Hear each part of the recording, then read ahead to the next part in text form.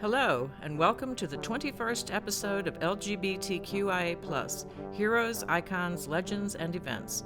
This series of programs covers a wide variety of topics, such as artist and activist Gilbert Baker, college student Matthew Shepard, and entertainer Freddie Mercury.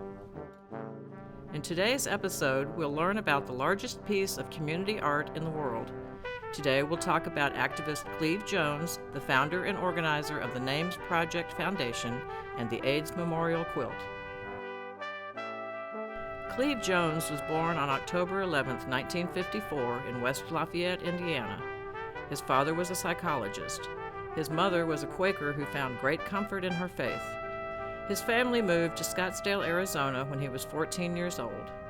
Cleve graduated from high school in 1972 and attended Arizona State University for a brief time. Cleve enjoyed attending Quaker gatherings with his mother. His mother's prime motivation for her Quaker faith was to keep her son from being drafted to fight in Vietnam. She knew that he could avoid conscription by being a conscientious objector. Cleve came out to his parents when he turned 18 years old. He moved to San Francisco in 1973. His career as an activist started when he met and was befriended by activist and politician Harvey Milk. Cleve worked as an intern in Harvey's office while studying political science at San Francisco State University. Harvey Milk was very active in the gay community in San Francisco. He felt that the only way to make change was from the inside. In 1973, he ran for a position on the San Francisco Board of Supervisors, the legislative body within the city and county of San Francisco. He lost, but he became a force to be reckoned with in the local political scene.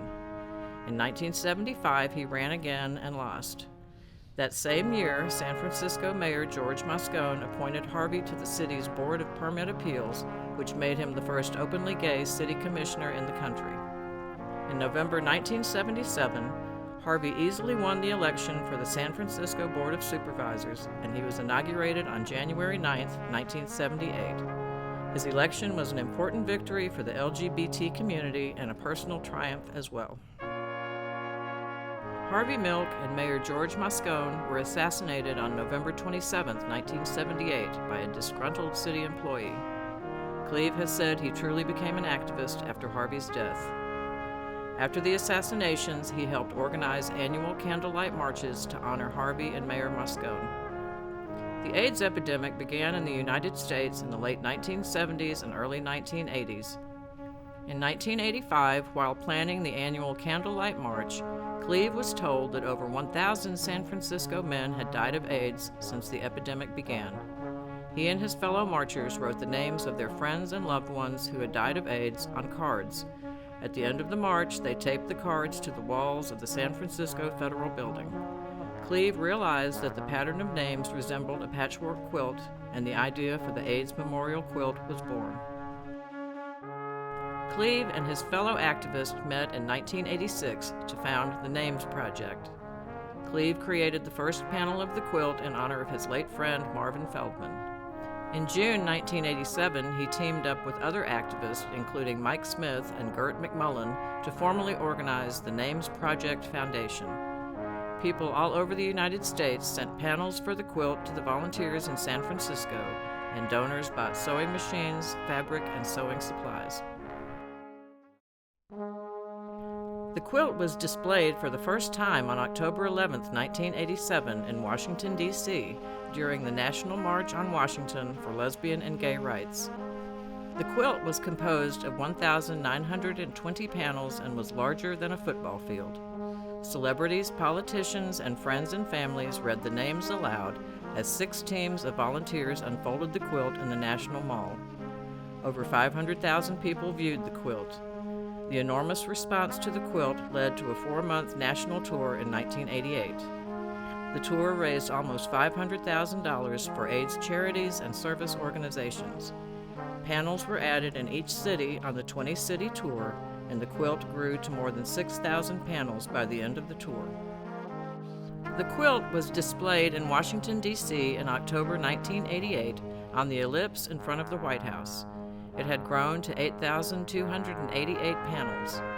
On December 1st, 1988, in honor of the first World AIDS Day, parts of the quilt were displayed during a simultaneous broadcast from 8 countries on 6 continents.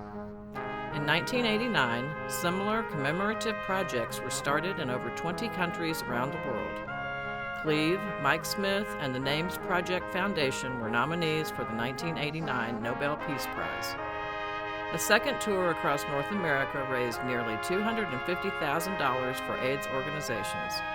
In October 1989, now with more than 12,000 panels, the quilt was displayed in Washington, D.C., again in front of the White House. The HBO documentary film, Common Threads, Stories from the Quilt, was released in 1989. The film won an Academy Award for Best Documentary. By 1992, the quilt contained panels from 28 countries and from every state in the U.S. In October 1992, it was again displayed in the National Mall in Washington, D.C. The Names Project Foundation members marched in President Bill Clinton's inaugural parade, with over 200 volunteers carrying pieces of the quilt. In October 1996, the quilt was displayed in the National Mall in Washington, D.C. It was the last time that the entire quilt was on display. 1.2 million people visited Washington to view it. President Bill Clinton and Vice President Al Gore, along with their wives, attended the exhibit, marking the first viewing of the quilt by a sitting president.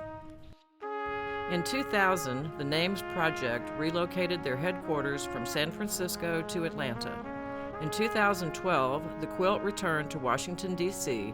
as part of the Smithsonian Museum's American Folklife Festival. The entire quilt was exhibited on the National Mall over the course of 2 weeks, with 1,500 pieces on display each day. In 2013, Call My Name, an educational quilt program, was created to address the HIV and AIDS crisis in the Black community. In 2019, the National AIDS Memorial, a memorial park in San Francisco, became the permanent home of the quilt. By this time, it contained almost 50,000 panels and weighed 54 tons. The entire AIDS Memorial Quilt can be seen on the website aidsmemorial.org. With the interactive AIDS Quilt function, you can search for individual panels. There are panels that include famous people as well. For example, singer Freddie Mercury of the British rock band Queen has 30 panels on the quilt. 40 years after the AIDS epidemic started, over 700,000 people in the United States have died of the disease, and more than 1.1 million people live with the disease. African American gay and bisexual men are the most likely to contract HIV. The quilt is a symbol of the ongoing AIDS epidemic and is a memorial to those whose lives were lost. The quilt is the largest piece of community art in history and in the world. To know more about Cleve Jones, visit the website clevejones.com. To know more about the AIDS Memorial Quilt and the Names Project Foundation, visit the website aidsmemorial.org.